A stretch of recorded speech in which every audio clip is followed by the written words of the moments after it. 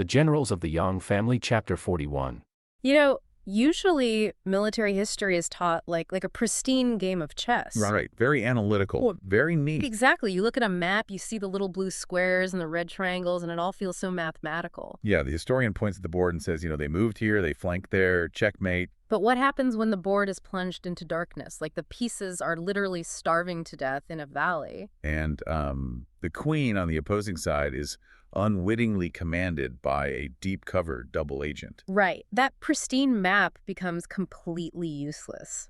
We are looking at a tactical landscape that is just driven by human panic, invisible loyalties, and, to be honest, sheer logistical audacity. It really is a completely different kind of warfare. So today, you and I are unpacking a highly dramatic, incredibly tense Chapter 41 of the classic text, The Generals of the Yang Family. Which is just an amazing piece of literature. Okay, let's unpack this. We are dropping right into the middle of a high-stakes military siege in a place called the Nine Dragons Flying Tiger Valley. Just the name alone sets the tone, right? Yeah, it really does.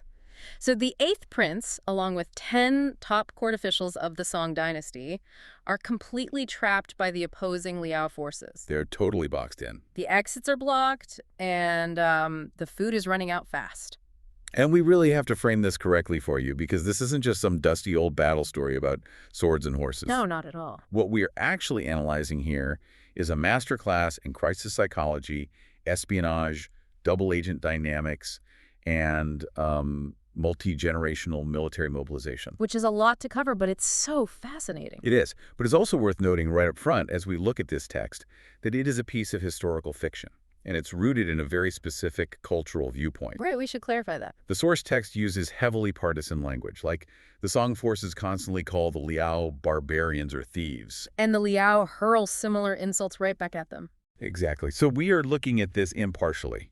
We're simply analyzing the text's use of morale-boosting propaganda and factional language to understand the psychology of the commanders. Right, we aren't endorsing either side's rhetoric. It's a psychological tool for the characters, not, a historical absolute for us. Exactly. It's about how they hype themselves up for combat.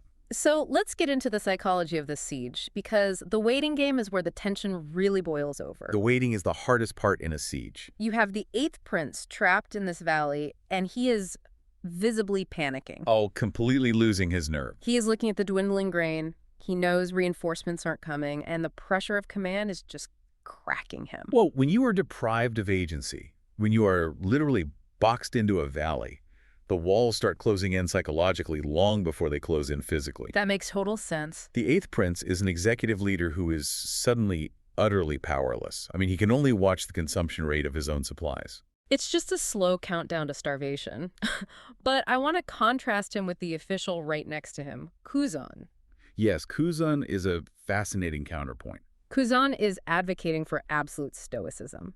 He basically tells the prince, we knew this campaign was dangerous when we left the capital. Right, he's like, this is the job. Yeah, he says, we have to be patient, we sit here and we wait. But I have to push back on Kuzan's logic here a bit. Oh, how so? Well, if you are sitting in a valley and your food is running out every single day, your combat readiness degrades. At what point does static defense just become like a slow, supervised suicide? It sounds totally counterintuitive, I grant you that. But Kuzan understands the hidden mechanics of medieval siege warfare. Which are what, exactly? Well, time is a weapon that swings both ways. Yes, the Song officials are starving inside the valley. But keeping an army in the field to maintain a blockade is incredibly taxing for the attackers. I guess I don't think about the logistics of the people outside the valley. Right, the Liao forces are sitting outside. They have to constantly feed their own men, maintain discipline in a static camp, manage sanitation, which is huge. Oh yeah, disease in medieval camps was rampant. Exactly. Plus, they have to keep scouts deployed for miles in every direction just to guard against Song reinforcements. So it's not easy for them either. Not at all. Kuzan knows that panicking leads to premature breakouts. If a starving force charges a fortified siege line, it invariably ends in a massacre. It just gets slaughtered. Exactly. By remaining stoic, Kuzan forces the Liao to bear the logistical burden of maintaining the siege. He's essentially playing a very dangerous game of chicken with the enemy's supply lines. Wow, okay. Then you have a third reaction in this trapped camp, Meng Liang. Ah, yes, the soldier's perspective. He's a military commander, and his response to the crisis is pure action bias. He just wants to do something. Yeah, he volunteers to sneak out of the valley in the dead of night, bypass the entire Liao army, and make it to the Song border defenses at the 3 passes to get help. So you are really looking at 3 distinct archetypes of crisis management in one trapped command structure here. Break those down for me. Sure. You have the panic of the executive, the 8th prince, who only sees the shrinking bottom line. Then the analytical calculation of the advisor, Ku Zun, who understands the strategic value of waiting. And then Meng Liang. Right, the kinetic desperation of the soldier, who feels that doing something, even a highly lethal covert mission, is better than slowly withering away. That's a great way to put it.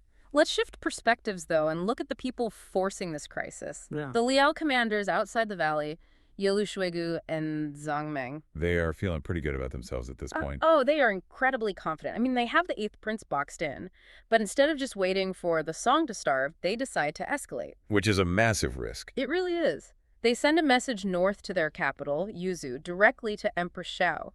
They want her to mobilize a massive reserve army, march down, finish the job, and then use this momentum to sweep into the Central Plains. They want to translate a localized tactical victory into a massive strategic conquest. They're so greedy, honestly. Well, trapping 10 top court officials, including a prince, is a decapitation strike against the Song political infrastructure. Right, it's not just a military win, it's political. Exactly.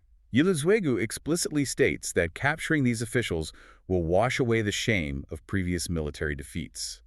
So it is a deeply personal, highly politicized escalation. It's essentially the military equivalent of trapping a rival company's board of directors in an elevator. Huh.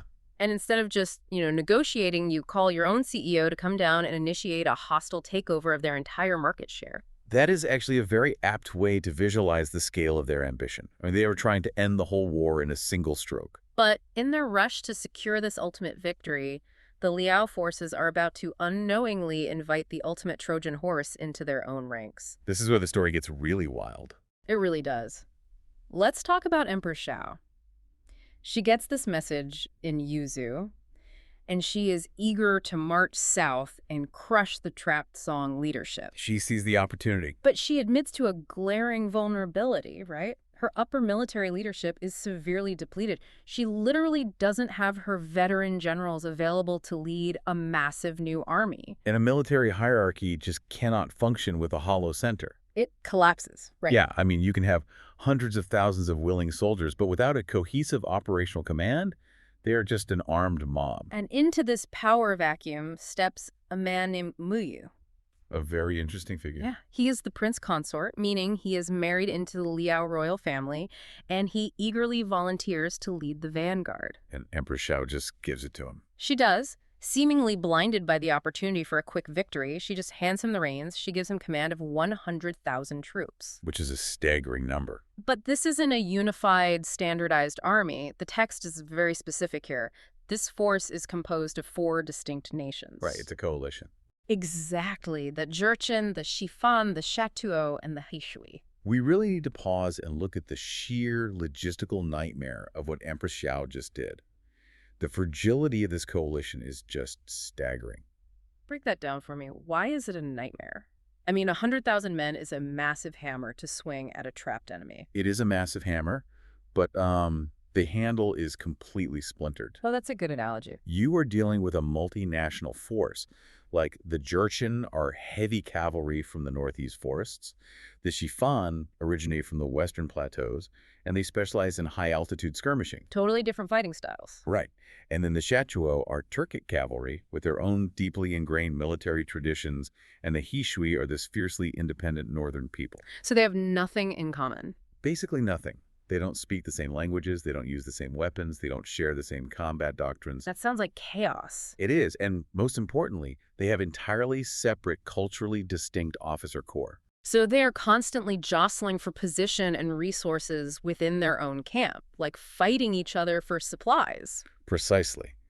To command that effectively requires a seasoned logistical genius who commands universal respect. Which Mui isn't, right? Or at least he hasn't proven it to them. Exactly. Empress Xiao gave it to the prince consort simply because he volunteered at the right time. She is relying entirely on the overwhelming mass of those 100,000 troops to compensate for the structural weakness of her command. And here is the massive twist that completely upends the entire narrative. I love this part. This prince consort, Mui, he is not loyal to the Liao. Not at all. He is actually Yanlang, a Song loyalist, and a member of the very family whose generals defend the Song dynasty. The Yang family. Right. He is operating in unbelievably deep cover within the enemy's royal family. I mean, the psychological endurance required to maintain that level of cover is almost incomprehensible. Seriously, he's married to their royalty. He has integrated into their court, learned their ways, and just waited. And notice what he does with this newfound power. What do you mean? Well, he doesn't just use his command of the Vanguard to escape back to his family. He could have just fled. Oh, right. He could have just rode away in the night. Exactly. But instead, he uses the Liao's own military infrastructure to alter the battlefield. And the way he executes this is what really caught my attention. The text describes this starlit, windless night. Mui goes to his tent, completely alone. It's very cinematic. It is. He writes a secret letter, ties it to a whistling arrow, and shoots it over the valley walls right into the Song camp. The mechanics of the whistling arrow are so fascinating to me. Yeah, explain that, because it sounds like it would give away his position. Well, it's a specialized tool of medieval warfare. Usually it's used to signal troops to shift formations over the din of battle. It has this carved, hollowed-out head that catches the air and shrieks as it flies. But he uses it in the dead of night, in a windless valley. Which means the sound would echo like a siren. Right, everyone would hear it. Exactly. It is designed to be found immediately, only by the people who are awake and terrified inside the valley. He is essentially bypassing the entire physical firewall of the Liao siege with one aerodynamic packet of information. That's brilliant, and what's in the letter changes everything. It's a total game changer. He tells the 8th prince to be patient, which completely validates Kuzan's strategy of waiting, by the way. Kuzan was right all along. Yeah. But the crucial part is this. Mui reveals that he has secretly stashed 20 entire carts of food at the back of the mountain. 20 carts. And he explicitly warns them that this must be kept strictly confidential. The audacity of this move just cannot be overstated.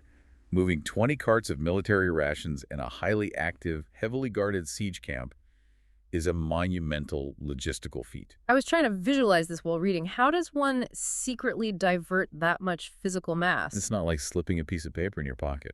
No. You can't just casually roll 20 wagons full of grain out of the main camp and hide them behind a mountain without someone noticing. Well, you have to exploit the bureaucracy of the massive army you are commanding. Okay, how does he do that?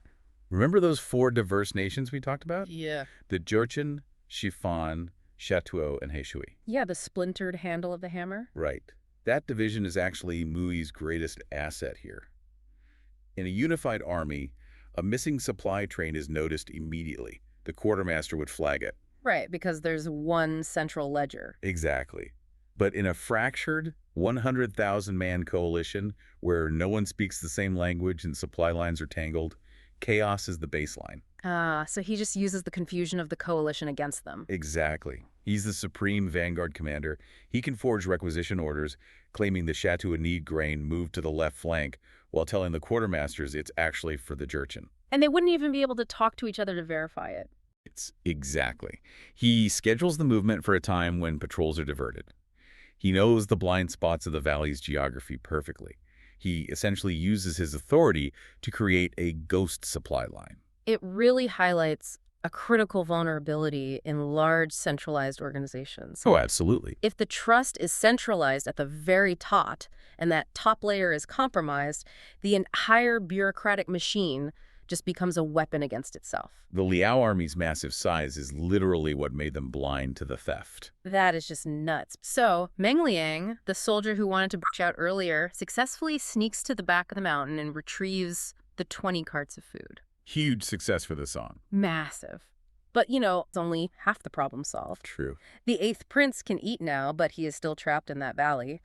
To actually break a siege, you have to establish two-way communication. You need outside help. Right. You need a messenger to physically cross enemy lines to coordinate a rescue from the outside, which leads us to Meng Liang's attempt to break out. And this results in a heart-stopping moment of espionage. It really does. This is where the elegant theoretical plan of the deep cover agent collides with the chaotic reality of the muddy battlefield. Meng Liang, he tries to sneak all the way out of the enemy camp to go get reinforcements. Which is incredibly dangerous. And he makes a near-fatal error. He gets caught by a Liao patrol. The density of a 100,000-man siege camp makes a physical breakout nearly impossible. Yeah? There's simply too many overlapping patrol routes. Yeah, he just bumps right into them. He fights, he loses, he is bound, and the patrol drags him right to the tent of the Vanguard commander. Oh, no. They drag him right to Mui. I was holding my breath reading this part. The tension is incredible. The patrol thinks they've caught a song spy. Meng Liang thinks he is a dead man. And Mui is sitting there looking at a song soldier who knows his true identity. Right, Meng Liang recognizes him. Yeah. And they are surrounded by Liao guards who would butcher them both on the spot if they realized they were looking at two Song loyalists. It is the ultimate stress test for a double agent. I mean, he has split seconds to react. One wrong look and it's over. Any hesitation, any subtle look of recognition toward Meng Liang, and the entire operation collapses. The guards are watching his face for a reaction. But Muzi's improvisation is incredible. He doesn't freeze at all. No, he flips the script. He immediately goes on the offensive. He stands up, points at Meng Liang, and starts screaming at him. He pretends Meng Liang is his own secret messenger who he sent on a covert mission. It's so smart. He yells, like, "Why are you late? Why did you get caught by these guards?" What you are seeing here is the weaponization of hierarchy. Okay, explain that. How does yelling at a prisoner convince the guards to just let him go? Well, Mui understands that a lower-ranking patrol guard operates on a strict paradigm of deference. Okay. They brought a spy to the Supreme Commander expecting a reward. Yeah, a pat on the back or some gold. Instead, the Supreme Commander unleashes a wave of furious indignation, acting as if the guards have just disrupted a highly classified mission by arresting his personal operative. He makes them feel like they messed up. Exactly. Muishi establishes a false narrative so aggressively, with so much top-down authority, that the guards' critical thinking completely short-circuits. They don't even question the story. They don't question the logic at all. They just respond to the hierarchy. They apologize for interfering and actually untie Meng Liang. It's social engineering at its finest, using raw confidence to bypass a physical security protocol. And Meng Liang catches on so fast. He does. Meng Liang realizes the con immediately. He apologizes for taking the wrong path in the dark, playing the role of the bumbling subordinate. Just playing right into the narrative. And Muji just shoos him out of the camp, yelling at him to hurry up and finish his mission. It is brilliant, but that near-death experience fundamentally alters Meng Liang's trajectory. It really does. Once Meng Liang is clear of the camp, he has a realization. His original plan was to go all the way to the capital to get the main imperial army. Which is miles and miles away. Right. But after seeing the sheer scale of the 100,000-man Liao coalition and how tight their security actually is, he calculates that the 8th prince doesn't have the time to wait for a capital mobilization. The prince would starve before the army got there. Exactly. He has to pivot. So he heads to Mount Wutai to recruit someone very specific, Yang Wulang, who is serving as a monk. The geography of Mount Wutai is key here. It is mountainous, remote, and historically served as a significant religious sanctuary. But we need to be very clear about what kind of monks we're talking about here. Oh, definitely. Because these are not peaceful ascetics raking sand gardens. No. The text is very explicit about the makeup of Wulong's monastic army. This temple, located near the western borders, has essentially become a sanctuary for violent criminals. It's wild. It's crazy. Over 1,000 murderers, bandits, and outlaws who fled temporal law sought refuge at Wutai. Wulong took them in, shaved their heads, and molded them into an undefeated, fiercely loyal paramilitary force. It exploits a fascinating sociological loophole in medieval governance. A loophole? Wait, how does that work? Well, the concept of religious sanctuary meant that the state armies often wouldn't cross the threshold of the temple to arrest these men. Ah, so they were untouchable on the mountain. Exactly. But I have to say, the logic of deploying them is, well, it's fraught. Yeah, I have to challenge the logic of this too. Is it really a sound military strategy to take 1,000 death row inmates, own them, and point them at a professional army of 100,000 men. It sounds like a terrible idea on paper. Giving weapons to violent criminals seems like a recipe for a massive mutiny the second they hit the battlefield. Why don't they just run away? In a peacetime garrison, it would be an absolute disaster. They would definitely desert. But you have to look at the psychological contract Wulong has forged with these men. What do you mean by psychological contract? These are individuals who have entirely forfeited their lives in the eyes of society. They have no families to return to, no property, and no legal standing. If they leave the mountain without Wulong, they are executed. Exactly. Wulong offers them the only two things they have left to desire: spiritual salvation and immediate purpose. So they are bound to him because he is their only shield against execution. Precisely. In return for offering them a path to redemption, he gains absolute, unquestioning loyalty. That's incredibly manipulative, but also very effective. You get shock troops who do not fear death because, socially and legally, they are already dead. Regular conscripts fight because they are ordered to and they want to go home. Right. These monks fight because violence is their native language, and Wulong has given them a sanctioned, even holy outlet for it. It's just grim pragmatism. But even with 1,000 utterly fearless, violent monks, Meng Liang is doing the math. 1,000 versus 100,000. Right. 1,000 shock troops cannot permanently break a 100,000-man siege. No, they cannot. 1,000 men is a tactical wedge. You can use it to disrupt an enemy line or cause a localized panic. Just to stir things up. Exactly. Yeah. But to shatter a siege of that scale, you need a strategic hammer. Yeah. And that requires waking up the entire Song Imperial Communication Network. Which triggers the next phase of this text, and it's a massive empire-wide mobilization. It's like flipping a switch. Meng Liang essentially becomes the central nervous system for the Song dynasty. He leaves Mount Wutai, knowing the monks are marching. He races to the Three Passes to inform the sixth brother, Lu Lang, who commands the heavily fortified border armies. He's just moving from node to node. And then, without resting, he rides all the way to the capital, Bayanjing, to directly inform Emperor Zhenzong. The physical toll of that relay is immense. We are talking about hundreds of miles on horseback. Just exhausting. Navigating potentially hostile territory, Right. driven purely by adrenaline and the knowledge that the state's leadership is starving in a valley. When he finally reaches the emperor, the reaction is swift.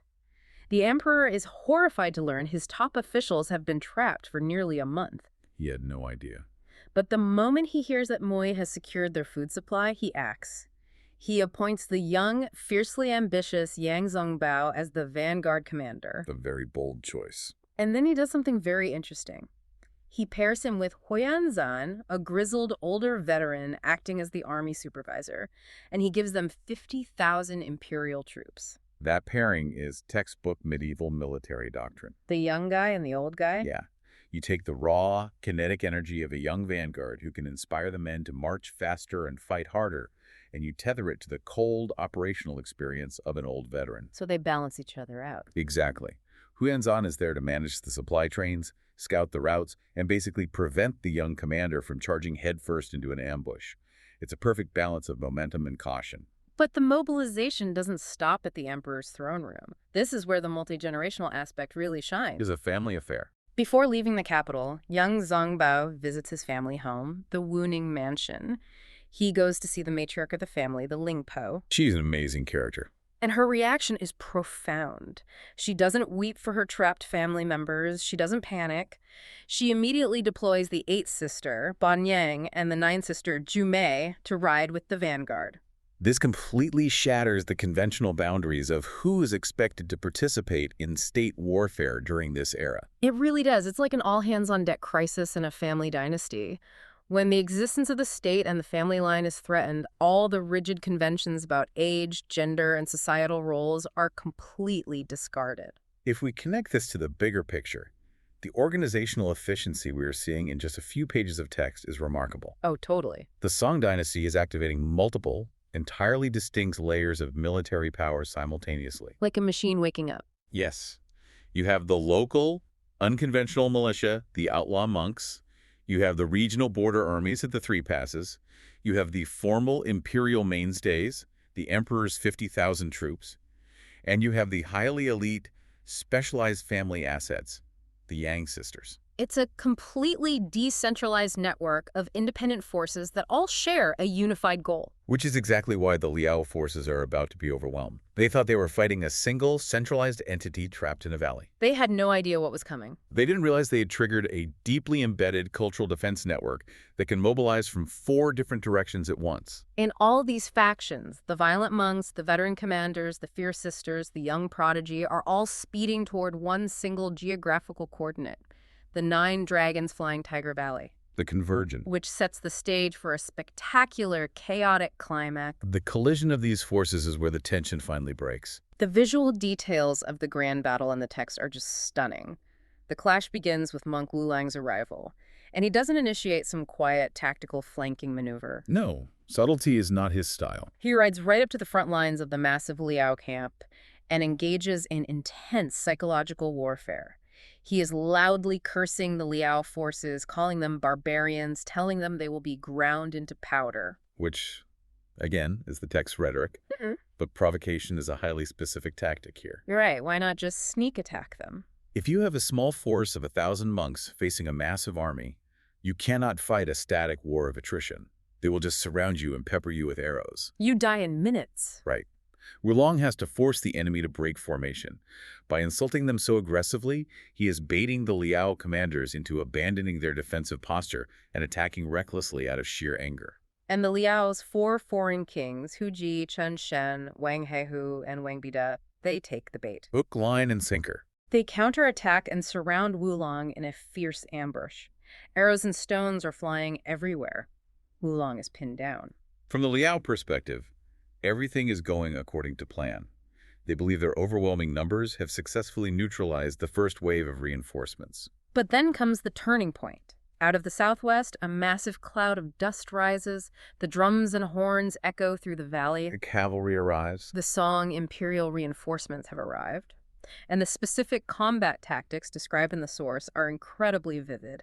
It's not just a generic clash of swords. The author gives us localized duels that really explain the mechanical reality of the battle. Right. For instance, Meng Liang, the guy who almost died as a captive earlier, charges in and literally cleaves the Chateau General Chen Shen in half with a heavy axe. Brutal. Very. And then you have the monks. Wulang's men don't fight like regular soldiers. They use heavy, sweeping blades to brutally chop the legs off of Wang Haku's horse. Just aiming right for the horse. Yeah, bringing the king crashing to the ground to be captured. That specific tactic, chopping the horse's legs, is indicative of infantry fighting heavy cavalry. It's brutal, sure, but highly effective. Why not just aim for the rider, though? Well, a mounted knight has an immense advantage in height, momentum, and armor. If an infantryman tries to strike the rider, they have to reach past the horse and penetrate thick armor. Sounds difficult. It's nearly impossible. But the horse's lower legs are often unarmored and structurally fragile. You take out the horse, and the kinetic energy of the charge throws the heavily armored rider to the ground. Oh, so the armor actually works against them when they fall. Exactly, stunning them and rendering their armor basically useless. It's pure physics. And then there's my absolute favorite detail from this battle. The 8th sister, Banyang. Yes. She rides head-to-head against the Jurchen king, Hu Ji. But she doesn't joust with a lance or swing a sword. The text says she expertly throws a red velvet lasso, snares him right off his horse, and captures him alive. Such a great detail. But seriously, how does a lasso work against a heavily armored Jurchen cavalry king? It works precisely because he is heavily armored. Wait, really? Explain that. A Jurchen knight is trained to parry a lance, block a sword, or deflect an axe with his shield or lamellar armor. His entire combat paradigm is based on deflecting rigid strikes. Right, steel hitting steel. Exactly. He has absolutely no defense against a flexible ranged tool designed to entangle. The lasso bypasses his armor entirely. That makes so much sense. It loops over his torso, pinning his arms to his sides, and then uses the momentum of his own galloping horse to violently whip him from the saddle. It shows the incredible diversity of unconventional tactics the Yang family brought to the battlefield. The Liao army is just systematically dismantled by these unconventional methods. The heavy cavalry is grounded, the kings are captured, and the command structure implodes. It all falls apart so fast. Which leads us back to Empress Shao, who is sitting in her command tent. She receives the reports that her 4 kings are captured, her vanguard is collapsing, and she sees the banners of the main Song army arriving. And her reaction is intense. Her courage completely shatters. The psychological break is instantaneous and absolute. She literally draws her own sword and attempts to die by suicide, right there in the camp. She cries out that the war is lost. This is the core thematic contrast of the entire text. Look at Empress Xiao's reaction here, and compare it to Ku Zun's reaction back in the valley. Oh, the stoic advisor. Right. Ku Zun was physically trapped, facing slow starvation, but his mind remained strategic and unbroken. Empress Xiao is physically safe. She still has massive reserves in the north, but the moment the battlefield reality diverges from her visualization of an easy victory, her mind just shatters. That's a huge contrast. Wars are won and lost not just on logistics or troop numbers, but on the psychological endurance of the top leadership.